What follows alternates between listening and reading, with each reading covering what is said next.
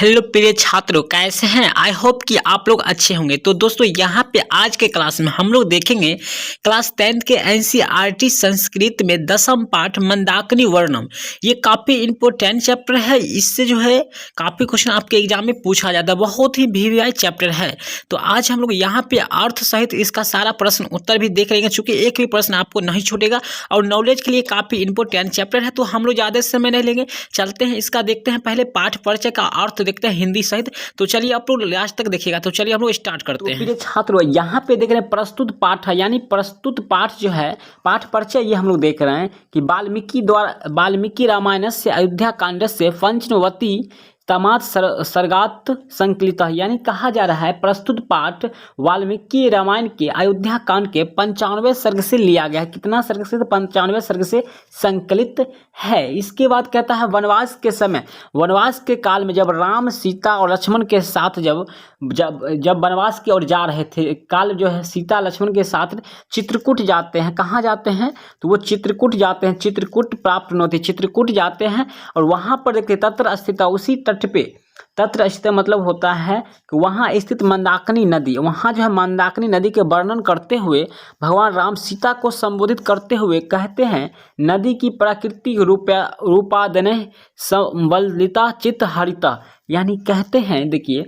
राम भगवान सीता जी को संबोधित करते हुए बोलते हैं कि यह नदी प्राकृतिक उत्पादनों, क्या कहते हैं, प्राकृतिक उपादानों से संकलित या संबलवित चित्त को आकर्षित करा, यानी जो है मन को हर रहा है। अस्य वर्णम कालिदासो रघुवंश काव्य त्रयोदश सर्गे करोति, कहते हैं कि इसका वर्णन जो है कालिदास रघुवंश राय अपने काव्य 13वें सर्ग में करते हैं, ठीक है, और किए हैं।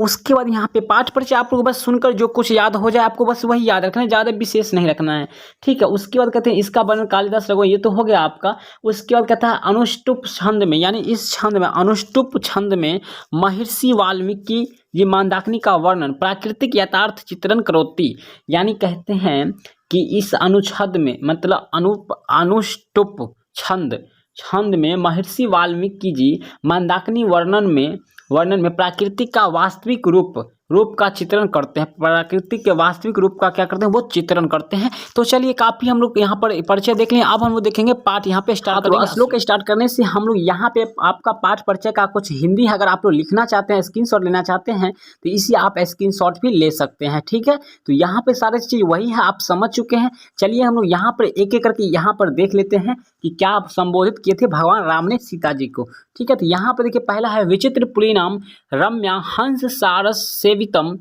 कुसुम रूप संपन्ना पश्य मंदाकिनी नदीम, कहते हैं कि यह नदी जो है सीते, पहले बोलते हैं हे सीते, फूलों से संपन्न रंग बिरंगे तटों वाली और हंसों के द्वारा शोभित मंदाकिनी नदी को देखो।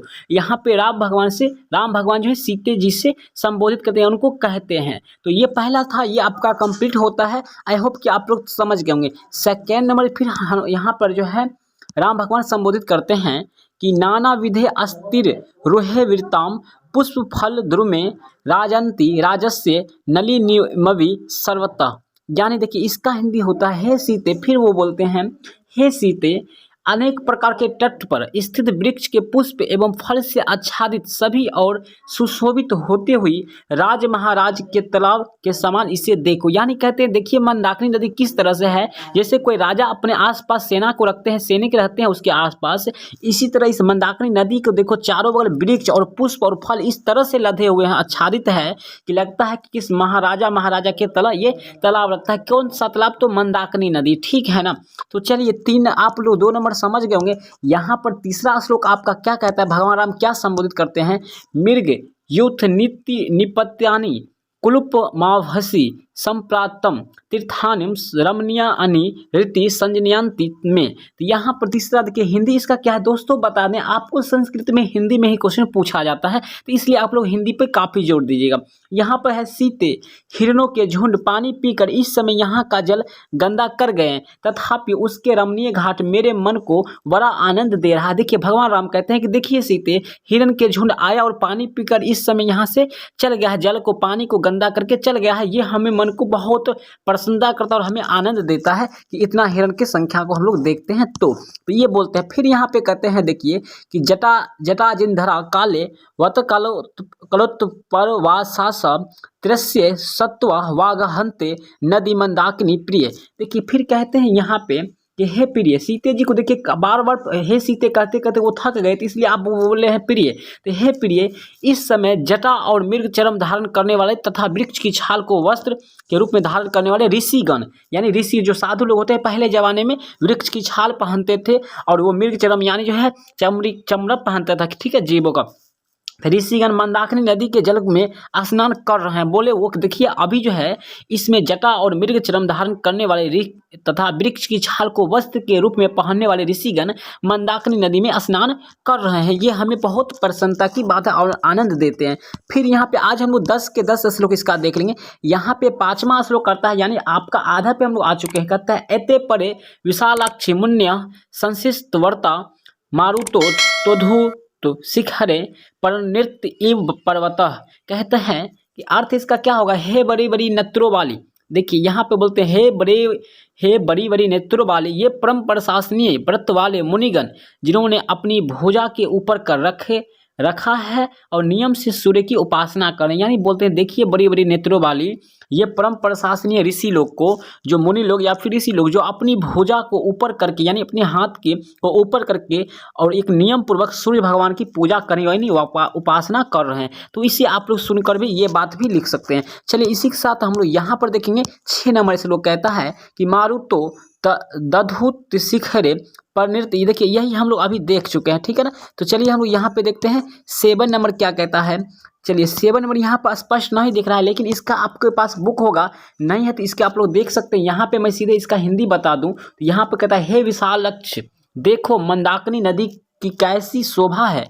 कहीं तो इसमें मोतियों के समान स्वच्छ जल के बहता दिखाई देता है, कहीं यह ऊंचे कागारों से ही शोभा पाती है और कहीं सिद्धजन इनमें आवाहन कर रहे हैं तथा उनमें व्याप्त दिखाई देते हैं। यानी मंदाकिनी नदी के आसपास जितना ऋषि लोग थे वो सब देख करके भगवान राम सीते जी को इतना बात बोले हैं, वही बात हम लोग इसमें पढ़ रहे हैं, ठीक है ना। तो चलिए यहाँ पे हम लोग देखते हैं 8 नंबर श्लोक क्या कहता है। तो यहाँ पे 8 नंबर श्लोक कहता है, तो ये भी थोड़ा सा यहाँ पे क्रॉस क्रैक हो गया है। तो यहाँ पे हम लोग इसका हिंदी देख लेंगे कि सूक्ष्म कटी प्रदेश वाली सुंदरी देखो, सीता जी को बोलते हैं भगवान राम, इस सुंदरी देखो वायु के द्वारा उड़कर लाए हुए ये ढेर के ढेर फूल किस तरह मंदाकिनी के दोनों तट पर फैले हुए हैं और वे दूसरे पुष्प समूह कैसे पानी पर तैर रहे हैं। देखिए कितना मजे की बात है। यहाँ पे बोलते हैं, देखिए थोड़ा कल्पना कीजिए दोस्तों कि किस तरह से मंदाकिनी में जब फूल अलग से जो हवा में उड़ करके आते हैं कितना अच्छा देखने में लग रहा होगा, और पानी में पूरा फूल जो है पानी के ऊपर तैर रहा होगा लाल पीला या फिर हरा, तो कितना अच्छा लग रहा होगा देखने में। इसी दृश्य को देखकर भगवान राम ने सीते जी से इतना बात कह रहे हैं। तो चलिए हम लोग 9 नंबर यहाँ पर देखते हैं क्या बोलते हैं। यहाँ पर कहते ताश चाती वास, यहाँ पर देखिए थोड़ा सा इधर हो चुका है। तो चलिए कोई बात नहीं, बस आपको हिंदी देखना है। आपके पास बुक तो होगा ही, नहीं होगा तो आप कमेंट करके बताइएगा, मैं फिर से आपको इसका क्लास दे दूंगा बोर्ड पे, ठीक है, अच्छा से आके पढ़ा दूंगा। तो यहाँ पर देखो तो सही, ये मीठी बोली वाल चक्रवाक यानी चक्रवाक पक्षी सौंदर्य कलराव करते हुए किस तरह नदी के तटों पर आरूढ़ हो रहे हैं। यानी नदी के तट पर जैसे होते हैं बगुला होते हैं या फिर कोयल नदी के किनारे जो होते हैं उन सब पक्षी के बारे में बोले। देखिए तो किस तरह ये जो है नदी के तट पर आरूढ़ हो रहे हैं यानी आ रहे हैं, ठीक है। तो चलिए 9 नंबर भी आप लोग समझ गए होंगे। 10 नंबर और अंतिम आपका श्लोक यहाँ पे कहता है कि दशानम चित्रकूटस्य मंदाकिनी सच शोभने अधिक पुष्प सच मन्य तव दर्शनाथ। यानी कहता है अर्थात यहाँ पे होता है शोभने, यहाँ जो प्रतिदिन चित्रकूट और मंदाकिनी का दर्शन होता है वह नित्य निरंतर तुम्हारा दर्शन होने के कारण अयोध्या निवास की अपेक्षा भी अधिक सुखद जान पड़ती है। यानी भगवान राम कहते हैं यहाँ जो प्रतिदिन चित्रकूट और मंदाकिनी का दर्शन करते होंगे, यानी जो इसके आसपास रहते प्रतिदिन करते होंगे, वो नित्य निरंतर यानी निश्चय ही वह तुम्हारा दर्शन होने के कारण अयोध्या निवास की अपेक्षा भी अधिक सुखद जान पड़ती है। यानी अयोध्या के वासी से भी अधिक सुख यहाँ मंदाकिनी के आसपास के जो लोग हैं उनको मिलता होगा, ये बात भगवान राम बोलते हैं। तो इस तरह से आपका यहाँ पर 10वां नंबर श्लोक भी खत्म होता है। तो दोस्तों ये आपको कैसा लगा आज का क्लास, मैं पूरी तरह से इस चैप्टर को खत्म कर दिए हैं और यहाँ पे रेगुलर क्लास आपका संस्कृत का चलता रहता है। सारा वीडियो आपको यहाँ पे प्लेलिस्ट में मिल जाएगा। तो आप लोग जरूर देख लीजिएगा। तो चलिए आज का वीडियो आपको कैसा लगा, और वीडियो पसंद आया तो अपनी भाई के चैनल को सब्सक्राइब कर लीजिएगा और बेल आइकन को भी दबा लीजिएगा, क्योंकि मैं यहाँ से आपको सारा सब्जेक्ट यहाँ पे लेकर आते रहते हैं। तो चलिए मिलते हैं फिर से नेक्स्ट क्लास में, तब तक के लिए सभी लोग को धन्यवाद।